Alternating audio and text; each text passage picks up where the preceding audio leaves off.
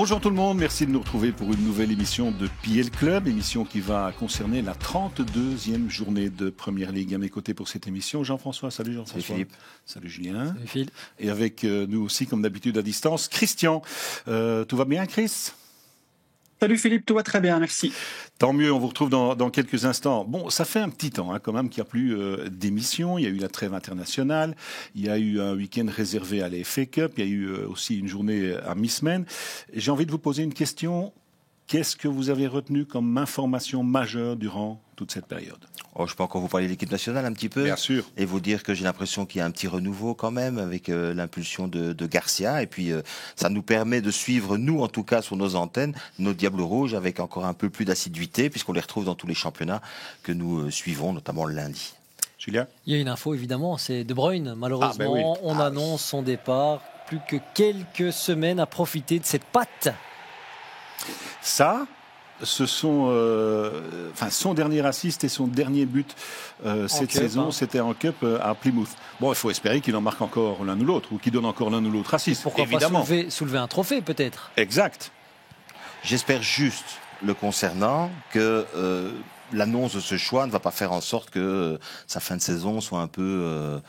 un peu bâclé, qu'on le mette moins, qu'il joue moins. Et je pense pas. Voilà. J'espère. Je pense que ça va le motiver un petit peu quand même. Non, que ça motive lui, mais que ça motive lui, je l'espère. Mais j'espère que ça va motiver Guardiola à le mettre aussi dans l'équipe. Effectivement. Bon, Julien, qu'est-ce que vous adorez, vous, dans le foot ? Moi, j'aime bien les gestes techniques, moi. J'aime bien. Un truc qui me plaît. Ok. Ouais. On y va ? Allez, voici le clip des plus beaux gestes techniques de la dernière journée, donc le week-end dernier, pour Julien et pour tous nos abonnés, forcément aussi. Bit of skill from Kudus. Maybe a little bit of showboating at the end here.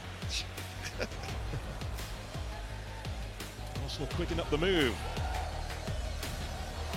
Skill from Bruno Fernandes. Lovely feet from O'Reilly. Nkunku tearing forward here. There's Njai. Njai's done well, he's dug his heels in. A brilliant turn by Pereira will get Fulham going again. Totti.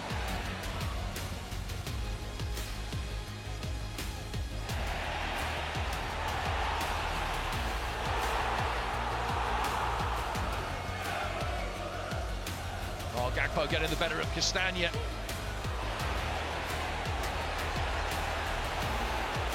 Lewis Skelly.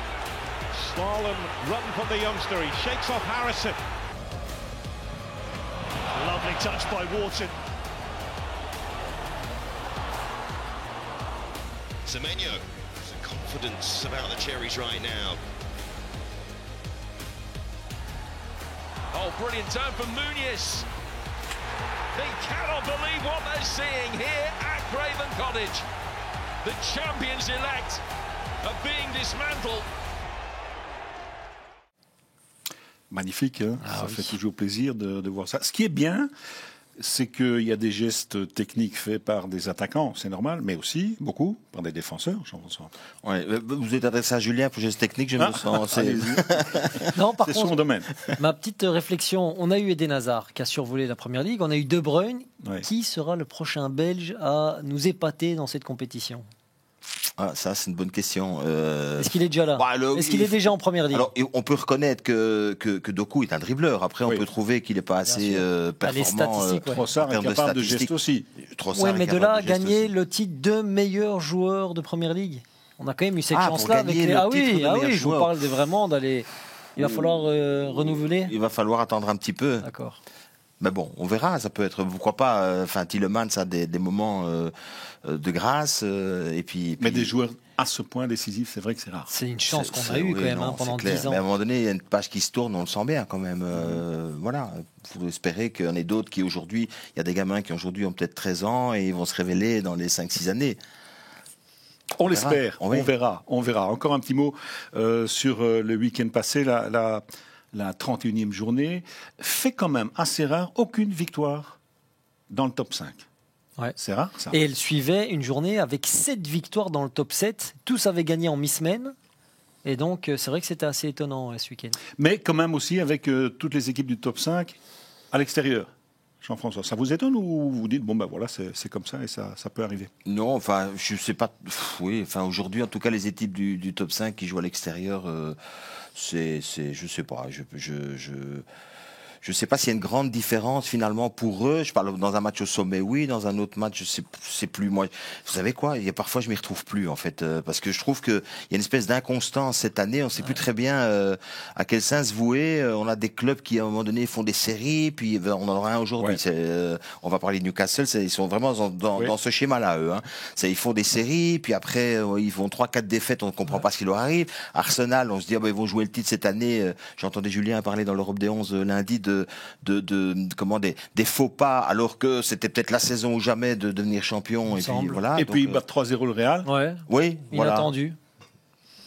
C'est pas illogique, mais c'est la preuve aussi que dans ce championnat, tout le monde peut perdre des points n'importe quand et n'importe où. Oui, puis vous avez des équipes qui, face au top 6, ne prennent pas beaucoup de points, pourtant ils sont dans le top 3. Enfin bon, tout ça est un peu compliqué. C'est ce qui fait la beauté de la Première Ligue. Allez, on passe à notre première affiche du week-end. Elle va opposer Liverpool à West Ham.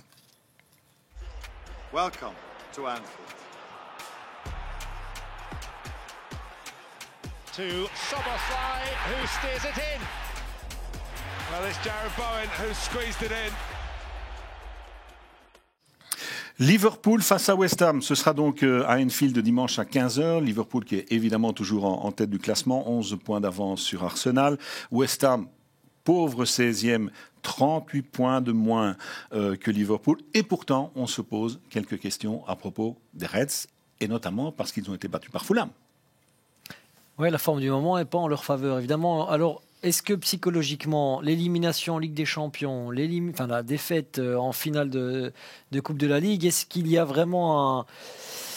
Est-ce que c'est mental? On va le voir, je pense, ici avec cette réaction. Ils se sont imposés 0-5 du côté de West Ham. J'espère qu'ils ne vont pas se reprendre. Ils ont peut-être été peut-être un peu touchés par Saleh-Hammers, donc attention.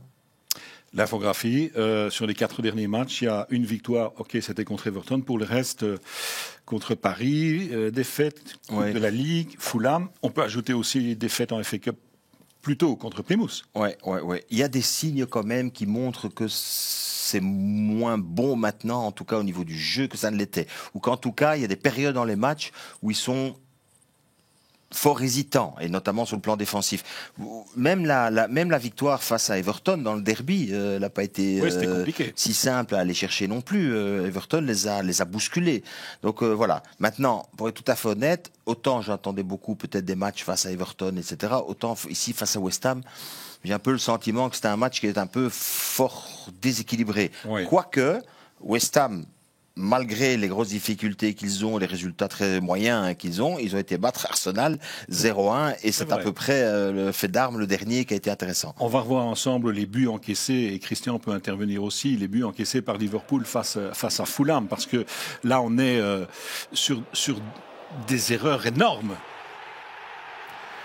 Des erreurs énormes, mais voilà, c'est leur période un peu où ils sont un peu moins bien. Jean-François le disait, on est un peu confus parce qu'on ne sait pas ce qui se passe dans cette première ligue. Tout le monde flotte à un certain moment et beaucoup d'équipes flottent souvent. Eux, ils sont maintenant dans cette période-là. Ils avaient une petite période aussi au premier tour, mais ils l'ont vite rattrapé parce que justement, on va le voir, Salah était productif et il l'est moins pour le moment.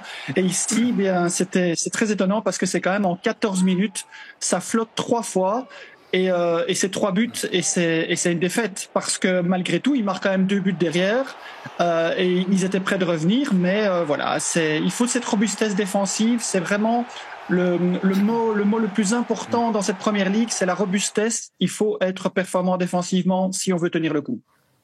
C'est vrai que c'est étonnant quand même. 3 buts en 14 minutes. Oui, c'est étonnant, mais c'est étonnant quand on revoit les buts, c'est étonnant aussi de voir comment parfois ils arrivent avec tant de il y avait beaucoup de rigueur du côté de Liverpool jusque-là, et là, quand on voit ça maintenant, et quand on les a vus en Ligue des Champions face à Paris, les difficultés qu'ils ont éprouvées, l'aller au retour aussi, je trouve, même s'ils ont fait un meilleur match, mais ils sont défensivement en tout cas un peu plus en difficulté aujourd'hui. J'attends la patte d'Arne Slot en tout cas, parce que je continue à penser qu'il y avait du Jürgen Klopp dans le Liverpool jusque 2025, on va dire. Là maintenant, il va falloir vraiment qu'il impose quelque chose, et c'est à lui maintenant de travailler pour faire en sorte d'aller chercher ce titre avec la manière comme ils l'ont fait en début de saison. Ils ont quand même encore 11 points d'avance, c'est quand même un beau petit matelas. Donc défensivement moins solide, Christian, et alors au niveau offensif, il y a le cas Mo Salah qui est un petit peu dans le creux quand même depuis quelques semaines. Oui, et je rejoins ce que Julien évoque maintenant avec cette période où on suit le même modèle que l'entraîneur précédent, et puis après il y a les 6 mois, et puis après on essaie de s'imposer. Et on l'avait vu avec Jean-François, on avait expliqué qu'ils étaient passés de ce jeu rapide, ce jeu direct, à un jeu de construction qui était à l'utilisation des centres. Et c'est surtout aussi quand Salah va moins bien et quand Salah ne marque pas, l'équipe est en difficulté. Et là, on voit, j'ai été revoir, le dernier but de plein jeu de Salah, il faut remonter au 19 février. Et encore, c'était sur une passe adverse et c'était un ballon offert par Szoboszlai. Sinon, il disparaît un peu des radars. Alors, il a fait une saison évidemment exceptionnelle jusqu'à maintenant. Mais quand lui fonctionne pas, eh bien, l'entraîneur doit pouvoir trouver une alternative. Et voilà, on a vu Szoboszlai aussi un peu plus faible dans le dernier match. C'est des difficultés qui apparaissent et il faudra les résoudre, surtout si Salah reste ou ne reste pas. Ouais, apparemment, il devrait rester. Aux dernières nouvelles, Liverpool et Salah seraient proches d'un accord. Liverpool et Salah seraient proches d'un accord. Liverpool et Van Dijk seraient peut-être proches d'un accord aussi. Donc peut-être que ce sont les premiers signes aujourd'hui qui vont les aider peut-être à terminer cette saison-ci. La question, c'est est-ce que le 20e titre de Liverpool est en danger ? Non, je pense pas. Je pense que ce qui est un peu plus en danger, c'est peut-être l'avenir à moyen terme, un petit peu ce qui va se passer quand les bases auront été posées par Slot lui-même. Et puis, moi, je lis... Enfin, c'est marrant parce qu'en fait, c'est à la fois un club qui se dirige vers un 20e titre et c'est en même temps un club dont on ne parle que au travers des transferts. C'est-à-dire que vous ne pouvez pas ouvrir une seule page d'un journal quelconque en disant et celui-là, Liverpool va faire une offre pour lui et pour lui et pour lui. Donc voilà, c'est quand un club se retrouve comme ça à ce point englué dans cette communication-là, je trouve que c'est un peu dommage alors qu'ils ont 11 points d'avance au classement et qu'ils devraient plutôt penser à d'abord déjà mettre le champagne au frais. Terminer au moins ce qu'ils ont démarré cette année. Ok, c'est donc West Ham qui se rend à Anfield dimanche. West Ham 16e. C'est clairement une déception, grosse déception. C'est une énorme déception. On est presque sur de l'accident industriel. D'autant plus, et là vraiment, moi je vais oser le dire, je pense que c'est un club de pré-retraités parce qu'on a des super joueurs qui ne jouent pas à leur niveau. Jean-François parlait de leur succès à Arsenal. Ils ont également été s'imposer à Newcastle. C'est dire comme cette équipe est capable, mais c'est une équipe qui joue un match sur 4. C'est incompréhensible quand on voit la qualité qu'il y a dans ce noyau. Là, l'infographie, ce sont quand même 2 séries de matchs avec des résultats très très pauvres. 2 victoires en 10 matchs, c'est vrai, il y a eu cette victoire à Arsenal. Il faut rappeler quand même aussi qu'il y a 2 ans, cette équipe jouait la finale de la Conference League. Elle gagnait la finale de la Conference League. On a eu du David Moyes, on a eu du Julian Lopetegui. Moi, j'y ai cru, franchement. Ça n'a jamais pris. Maintenant, on est sur du Graham Potter. Je rappelle aussi que je pense que plus que le noyau, c'est vraiment une philosophie dans ce club, la gestion. Ils ont été chercher cet été Somerville, qui était la star en Championship du côté de Leeds. Ils vont lâcher 30 millions accessoirement. Marquer un but. Ils ont été chercher évidemment Füllkrug, on a suivi les problèmes Füllkrug. Ils ont été chercher Evan Ferguson, vous vous souvenez, ce petit que tout le monde voulait à Brighton. Bon, toujours pas de but, le gars blessé. Il y a un problème. Déjà, on ne recrute que du joueur offensif et offensivement, bon, il y a en plus Antonio qui s'est blessé en voiture. Alors, franchement, ce club pour le moment, c'est un gros point d'interrogation. Christian, vous voulez ajouter quelque chose ? Non, je suis assez d'accord avec tout ce qui est dit. Parfait. Christian, West Ham, 52 buts encaissés cette saison. Et ces derniers temps, vous soulignez que c'est surtout dans le petit rectangle que ça se passe.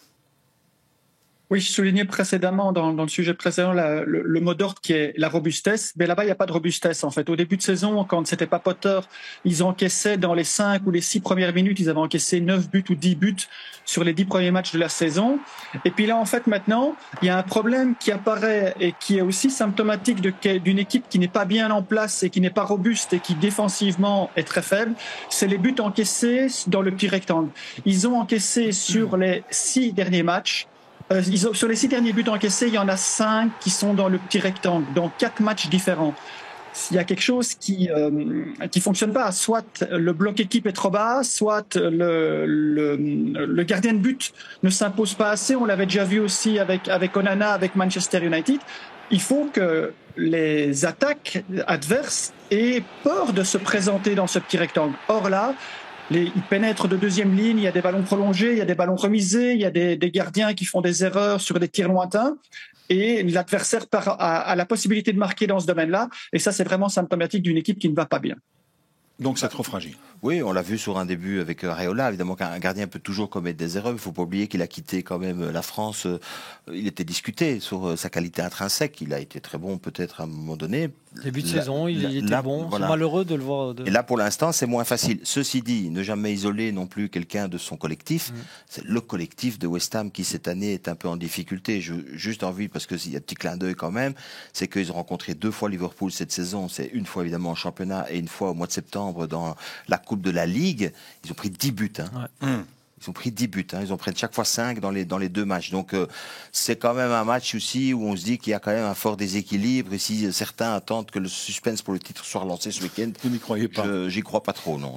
Rendez-vous la semaine prochaine, Jean-François. Jeudi, on verra. Il y a tellement de surprises parfois dans le foot. Enfin, 52 buts. Vous savez que j'insiste souvent sur le rapport entre buts marqués et buts encaissés. 35 buts marqués pour 52 encaissés. Et je pense que on a à peu près résumé quand même l'état du club. Et heureusement qu'il y a des équipes en bas qui sont très faibles en dessous. Exactement. Parce qu'ils auraient pu être plus concernés. Les menaces, toujours les mêmes. Bowen, 8 buts et Soucek qui toujours sort, on va dire, cette équipe un petit peu, mais ça reste insuffisant par rapport à ce qu'il nous avait montré par le passé. Justement, Christian, Julien fait allusion à Bowen. C'est vrai, heureusement qu'il est là quand même dans cette morosité ambiante pour donner un petit peu de vie à l'équipe quand même. Oui, lui et surtout le duo qu'il formait avec Antonio quand ils se sont qualifiés finalement pour cette Coupe d'Europe et qu'ils l'ont remportée. Vous vous souvenez, on avait souvent évoqué le fait qu'ils passaient par les flancs et qu'il y avait énormément de centres et ils étaient à la réception de ces centres. Et bien, on a vu dans les saisons qui ont suivi, cette manière de jouer a disparu. Ils ont commencé à jouer sur des contre-attaques. Ils ont commencé à encaisser beaucoup de buts.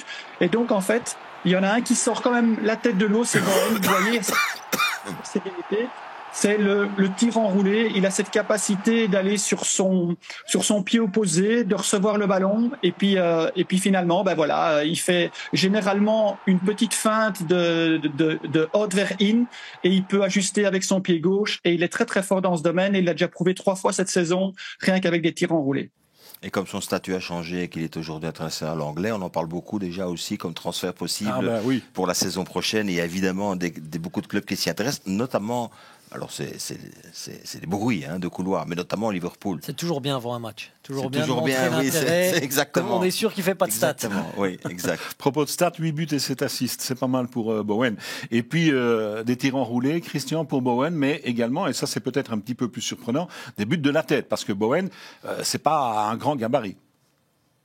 C'est pas un grand gabarit, mais il a un timing en venant de deuxième ligne qui est exceptionnel. Et justement, je le disais, dans cette période face de West Ham, avec les buts venant de centre, eh bien, il était très très fort avec Antonio. Ils ont marqué beaucoup de buts de la tête. Et là, on le voit aussi, vous voyez, son déplacement. Il attend le bon moment pour pouvoir se présenter, pour pouvoir conclure de la tête. Et ici aussi, il va venir en fait de cette deuxième ligne, attendre et puis avoir quand même une détente phénoménale pour pouvoir la mettre comme ça. Il est un peu en arrière. Voilà, c'est une de ses qualités. C'est bien parce qu'en Angleterre, quand un joueur marque de la tête, c'est toujours prisé et c'est toujours bien apprécié. Ben oui, vitesse, percussion, mobilité aussi, c'est un joueur complet. Il a beaucoup de bonnes choses. Le seul grand coup, on va dire, de West Ham cette saison, c'est d'avoir viré Erik ten Hag en battant Manchester United. Ouais. Mis à part ça, succès à Arsenal. C'est un peu mis c'est dehors. personnel, ça. C'est un peu peu. Ok, match aller, vous l'avez dit, répété, 0-5. Donc pour Jean-François, aucune chance. West Ham. On retient, on verra. Oui. On verra, mais je pense si vous voulez. Non, il est pas loin de la vérité. Non, mais j'ai aussi précisé quand même que dans tout ce marasme, parce que je trouve que c'est un marasme de leur saison, ils ont quand même été gagnés ici dans leur fameuse série de 10 matchs avec 2 victoires. Mais une des 2 victoires, c'est contre Arsenal. Bon, c'est jamais sur un malentendu, comme on dit. C'est possible, si vous avez la référence. Oui, effectivement. Allez, on passe à notre deuxième affiche du week-end. Newcastle face à Manchester United. We are worst team in history of Manchester United. The fans are angry. So many problems. Everybody here is underperforming. We have to acknowledge the moment. What a moment for Newcastle United. He is having the time of his life. This man is on absolute fire. There is no stopping Newcastle United right now. Good luck going to St James's Park anytime soon. Les Magpies face aux Red Devils, ce sera dimanche donc à 17h30. Et Jean-François, je m'adresse à vous parce qu'on est un peu de la même génération. Julien est un peu plus jeune. Ça nous rappelle un petit peu le cœur des années 90 où ces deux équipes... Ah, je pensais que vous alliez me dire ça nous rappelle le dernier titre parce que là ça fait 90 ans donc je me disais vous me rappelez. Où les deux équipes jouaient pour le titre. Bon, à l'époque c'était comme ça, c'est plus du tout le cas maintenant puisque... United n'a plus qu'un objectif, c'est l'Europa League, et Newcastle est quand même 5e à égalité de points avec Chelsea, ce qui n'est pas mal, avec un match de retard. Et puis surtout, Newcastle a enfin gagné un trophée depuis 55 ans, la Coupe de la Ligue. C'est pas mal, Newcastle. Oui, c'est bien. Et puis, on a appris aussi, il faut le dire, c'est officiel maintenant que la victoire d'Arsenal en Ligue des Champions permet à un 5e club anglais d'avoir directement une qualification pour la Ligue des Champions. Donc, ça veut dire qu'on va plus parler de top 4, mais de top 5. Ce top 5, ils y sont pour le moment. C'est un objectif. Il y a 21 points à prendre d'ici la fin de saison. Mais le problème, c'est que ça se tient sur très peu de points quand même. Je ne sais pas si c'est théorique ou pas théorique, mais jusqu'à Bournemouth, avec 45 points, je pense qu'on peut dire que tout le monde est dans la course. Hein. Regardez, on en parlait de ce côté un petit peu improbable de Newcastle. Mais quand même, 4 victoires d'affilée. Oui, bah ça démontre en tout cas qu'ils vont mieux et que ça leur a fait du bien de gagner un trophée. Christian l'avait déjà souligné, je me souviens dans l'émission, c'est aussi une équipe, c'est un point d'interrogation. Ils peuvent nous faire un mois fantastique, un mois dans le rouge. On ne sait pas trop quelles sont les différences finalement. Qu'est-ce qui fait qu'à un moment c'est bien, à un moment c'est moins bien Peut-être un lien, c'est la forme de Isaac. Isaac, probablement. Ouais. Peut-être. Mais c'est vrai que c'est assez irrégulier. C'est difficile d'y voir clair dans cette équipe. Et entre-temps, ils sont, comme vous le disiez, en course pour le top 4. Donc ce n'est pas rien. Et c'est l'occasion de vous rappeler à ce moment-ci d'émission qu'Arsenal, c'est 31 points de perdus en 31 matchs. Ceux qui doivent être le concurrent du futur champion. Voilà, c'est la preuve que cette saison, quand même, on a laissé passer beaucoup de points. Ok, à propos de Newcastle, Christian, au niveau du modèle de jeu, ça se passe comment du côté des Magpies? Vous nous dites, ça a changé. Oui, ça a changé, mais enfin, tout change très vite là. Julien évoquait, on avait fait une infographie avec justement la forme d'Isaac et 4 matchs où ils prennent 3 points sur 12, puis après ils prennent 2 points sur 15, puis après ils ont 6 victoires consécutives. Et donc, j'ai été voir un peu le modèle et je voulais voir s'il y avait quelque chose qui a changé. Et quand j'ai regardé la saison passée, c'était une équipe qui avait marqué presque 17 buts sur du jeu dominant rapide. Ça, c'est une image de la saison passée. Voilà, ça, c'était le modèle de jeu avec évidemment Isaac. Mais là, je vais vraiment montrer pour dire que c'est un défenseur latéral qui va jusqu'au bout et qui part de très loin avec un jeu rapide. Ça, c'était le modèle avec 22 buts marqués sur face à face. Ils étaient de loin, mais de très très loin les meilleurs dans ce domaine. Et puis la saison passe, et puis on regarde les statistiques et on se rend compte que sur toute la saison, ils ont marqué 6 buts sur face à face. C'est une des plus mauvaises équipes, c'est l'équivalent de Bournemouth. Il y a que Arsenal qui fait moins bien avec 3. Et donc on se dit, mais c'est quoi en fait le modèle? En fait, ils ont décidé maintenant d'être une équipe de jeu dominant placé, une équipe de passer par les centres. Je crois que c'est la 2e meilleure équipe avec des buts sur centre. Et donc, avec un changement totalement radical, avec le même groupe, avec le même entraîneur, avec le même adjoint qui gesticule sur le bord. Et on a ce genre de but maintenant, comme ça. On ne sait pas pourquoi, avec des périodes, comme disait Julien, un mois ça fonctionne, l'autre mois ça fonctionne pas, puis on enchaîne la Coupe de la Ligue, puis on perd le match d'avant 2-0 contre Liverpool, et en une semaine on change tout. C'est l'équipe pour moi la plus confuse, la plus difficile à lire sur toute la saison parce que je pense réellement que même eux ne savent pas comment ça fonctionne.